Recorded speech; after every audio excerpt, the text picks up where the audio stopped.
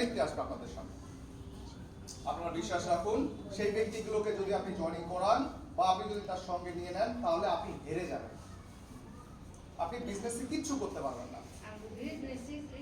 কারণ আপনি যদি মনে করেন 1 লক্ষ প্ল্যান দেব আর এটাকে সেল করব না আর এটাকে সেবন করার জন্য প্ল্যানিং করব না, তাহলে আপনার 1 লক্ষ মানুষের কাছে প্রোগ্রাম দেওয়া বৃথা, কারণ আপনার অ্যাকাউন্টে 1 টাকা আসবে না। আর আপনি যখন এটা নিয়ে কথা বলে এটাই কাউকে দিয়ে আসবেন, তখন ইনকাম আসবে কি আসবে না? আসবে। তাহলে এটার সম্বন্ধে জানতে হবে। यस, তাহলে এটার সম্বন্ধে জানতে হবে, কিন্তু এটার সম্বন্ধে জানতে গিয়ে ডক্টর হতে যাবেন না। হ্যালো, এটার সম্বন্ধে জানতে গিয়ে ডক্টর হবেন না। প্রথমত বুঝুন এই প্রোডাক্টটা হচ্ছে হালাল। দ্বিতীয়ত এর ভিতরে যতটা কেমিক্যাল আছে একজন সুস্থ মানুষের শরীরেও নিতে পারে ততটাই কেমিক্যাল দিয়ে আছে। কেমিক্যাল ছাড়া কোনো প্রোডাক্ট সুস্থ থাকতে পারে না। কোনো একজন ব্যক্তি যদি বলে দেয় যে আমাদের কোনো প্রোডাক্টে কেমিক্যাল নেই, ওটা ভুল কথা। কারণ কেমিক্যাল ছাড়া একটা ভিতরে মেডিসিন 2-3 মাস 4 মাস 6 মাস 1 বছর থাকবে কি করে? সম্ভব কখনো? অসম্ভব। যদি আপনি একটা কাজ করুন তো, নিম পাতার রস, নিম পাতার রস চেনেন না? চিনি। নিম পাতার রস ভালো করে বেটে একটা সুন্দর করে একটা বোতলের মধ্যে ভরে মুটকি এঁটে দেবেন। 10 দিন পরে খুলবেন, দেখবেন খোলার সঙ্গে সঙ্গে ঝাঁক বেরিয়ে যাবে। আর ওর যা গন্ধ হবে, বিক্ষুটি যা গন্ধ হবে, ওর যদি কেমিক্যাল না দেওয়া যায় তাহলে ওই মেডিসিন ঠিকই থাকবে না। তার জন্য আপনি পুরোপুরি বলতে পারবেন না যে কেমিক্যাল বিহীন, কারণ কোন কেমিক্যাল দিয়ে আছে যেটা সুস্থ শরীরে যদি নেয় তাতেও কোনো ক্ষতি হবে না, সেই কেমিক্যাল দিয়ে আছে যাতে মেডিসিনটাকে ঠিক রাখার জন্য।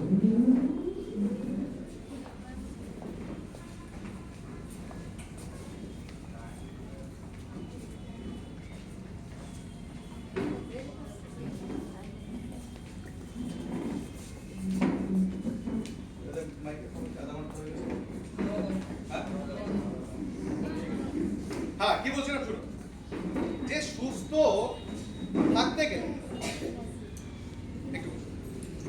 থাকতে গেলে যেটুকু দরকার একে ঠিক রাখার জন্য, কারণ এর ভিতরে কি আছে নিউট্রিশন প্লাস আয়ুর্বেদা একসঙ্গে কম্বাইন্ড মেডিসিন। কি কি medicine? Nutrition plus Ayurveda. Nutrition মানে কি?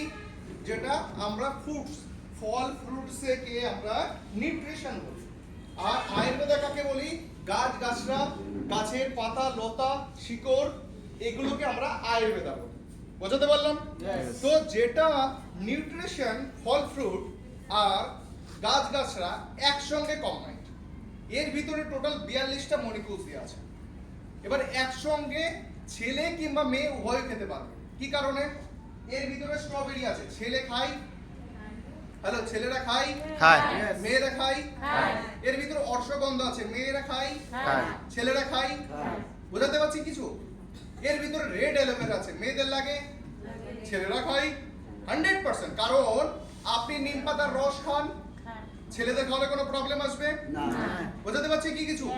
কালমেঘের পাতা আপনি খেয়েছেন, যদি কালমেঘের পাতা মেয়েদের খাওয়াই কি ছেলেদের খাওয়াই কোনো অসুবিধা আছে? কেন নেই? কারণ আয়ুর্বেদাতে যেটা ছেলেদের কাজ করে সেটা মেয়েদেরই কাজ করে। ডিফারেন্স একটু আলাদা। কোন জায়গা থেকে বুঝবো? যেটা মেডিসিনের সিস্টেম থেকে বুঝবো। যেমন একটুখানি বোঝার চেষ্টা করবেন, কিভাবে দেখুন, কারণ এর ভিতরে যে 42টা মলিকিউলস আছে আর এই নির্যাস থেকে যেগুলো তৈরি করা হচ্ছে সেটা কি? ক্যালসিয়াম। প্রত্যেকটা মানুষের লাগে কি লাগে না? লাগে। এমন আছে যে ছেলেদের লাগে না মেয়েদের লাগে ক্যালসিয়াম? না স্যার। সবার লাগে কি লাগে না? প্রোটিন সবার লাগে কি লাগে না? Iron, vitamin, zinc, haemoglobin, vitamin A, B, C, D, B A, B two সব ছেলেদেরও লাগে। আবার প্রত্যেকটা মানুষ সুস্থ থাকা দরকার আছে কি নেই? আছে। এবার কোন ব্যক্তি সুস্থ সেই ব্যক্তিও এই মেডিসিন খেতে পারবে।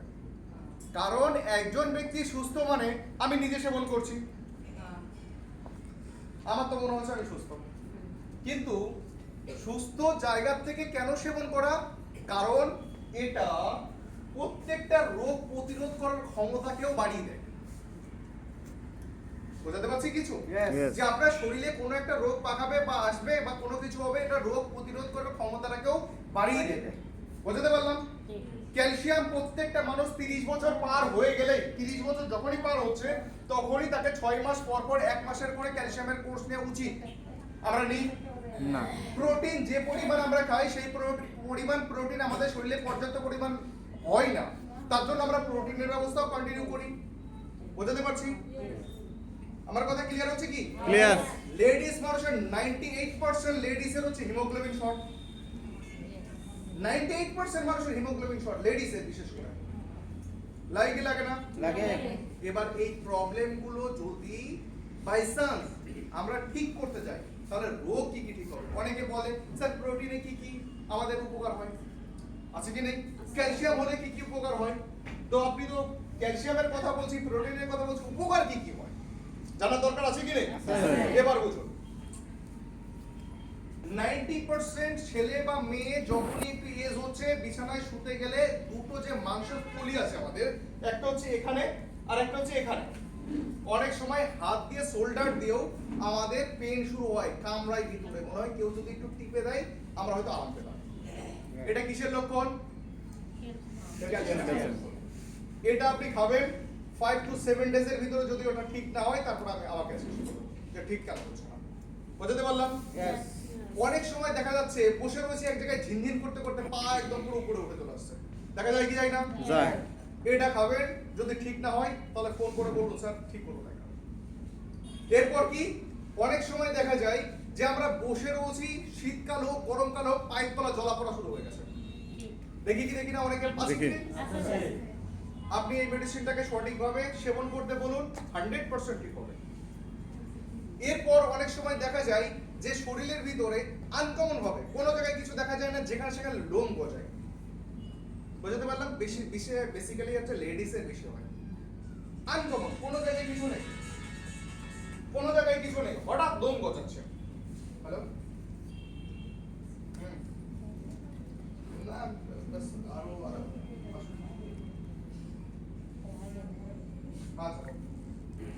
হ্যাঁ কি বলছিলাম? অনেক সময় দেখা যায় যেখানে সেখানে লোন, যেটা হচ্ছে লেডিসের ক্ষেত্রে ওভারঅল সিস্টের ধারণা পাওয়া যায়, যেখানে যেখানে ছোপ ছোপ কালো কালো দাগ দেখা যায়। এই মুহূর্তে 90% লেডিসদের সম্বন্ধে যেটা বুঝতে পারছি, যেটা স্তনে প্রচুর ব্যথা হয়, স্তনে প্রচুর ব্যথা হয়। আর এই ব্যথার কারণ ওরা বুঝতে পারছে না যে এই মুহূর্তে ব্রেস্ট ক্যান্সার সবথেকে বেশি হচ্ছে, সবথেকে বেশি। আপনারা একটু ফলো করে দেখবেন, ব্রেস্ট ক্যান্সার সবথেকে বেশি।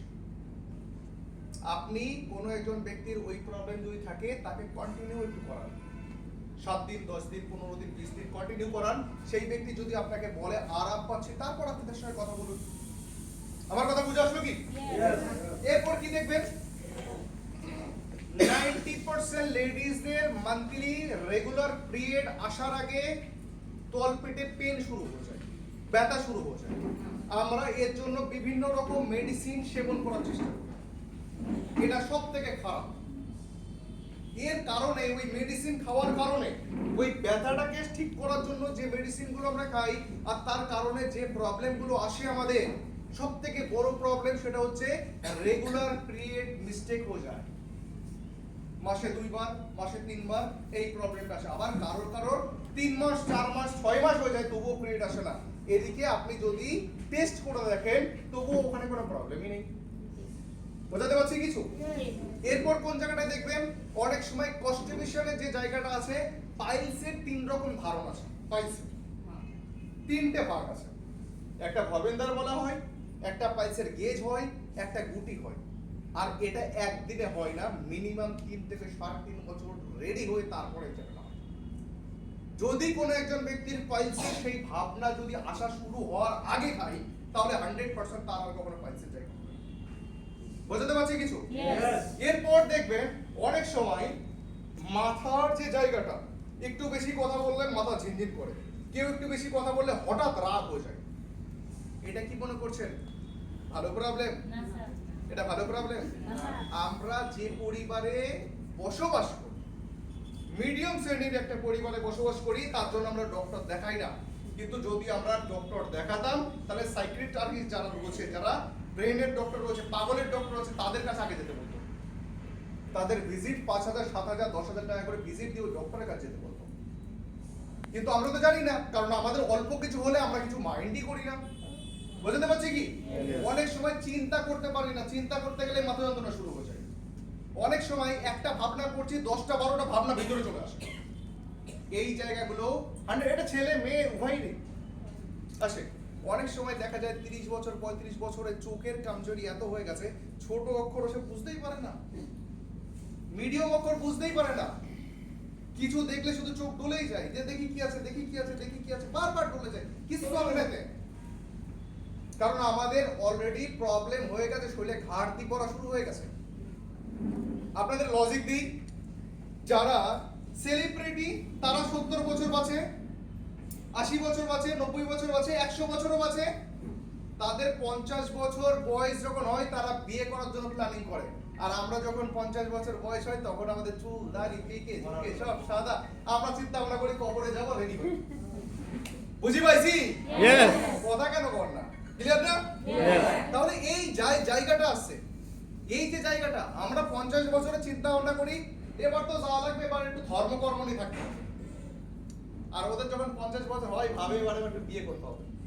টাইগার শ্রফের নাম শুনেছেন কি? হ্যালো, শুনেছি স্যার। টাইগার শ্রফ জাকি শ্রফের ছেলে, বয়স কত বলেন তো? 36 বছর না 35 বছর বয়স। তো টাইগার শ্রফ বলছে, এই ওর বাবা জাকি শ্রফ বলছে কপিল শর্মা শোতে কিছুদিন আগে একটা লাইভ দেখছিলাম ভিডিও, ও বলছে ও তো अभी बच्चा है, क्या बोलूं उसके सामने मत बोल भाई, वो बच्चा है, अभी तक बच्चा है। বলছে उसका शादी नहीं करेंगे आप, মানে বিয়ে করাবেন না আপনি? আরে यार वो अभी बच्चा है, अभी 10 साल खेलने कूदने दो। এখনো বাচ্চা 36 বছরে, এখনো 10 বছর খেলাকুদ করতে দে, তারপরে বিয়ের কথা ভাবা যাবে। 46 বছর চিন্তা ভাবনা করছে, আর আমরা 46 বছরে শাশুড়ি শ্বশুর হয়ে সব করছে। বোঝা গেল কি? Yes. এগুলো অন্য কিছু নয়, আমাদের শরীরের ঘাটতির জন্য।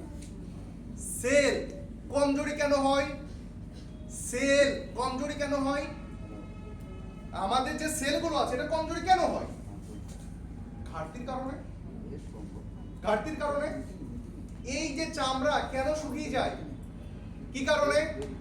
হ্যালো, ফলো করুন নাহলে বুঝতে পারবেন। চামড়া কেন শুকিয়ে যায়?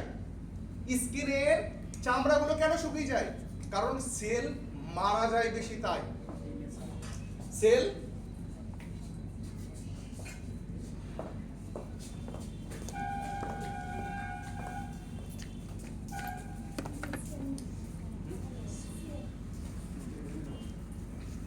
হ্যাঁ কি বলছিলাম, চামড়া কেন শুকিয়ে যায়? কারণ সেল মারা যায় তার জন্য।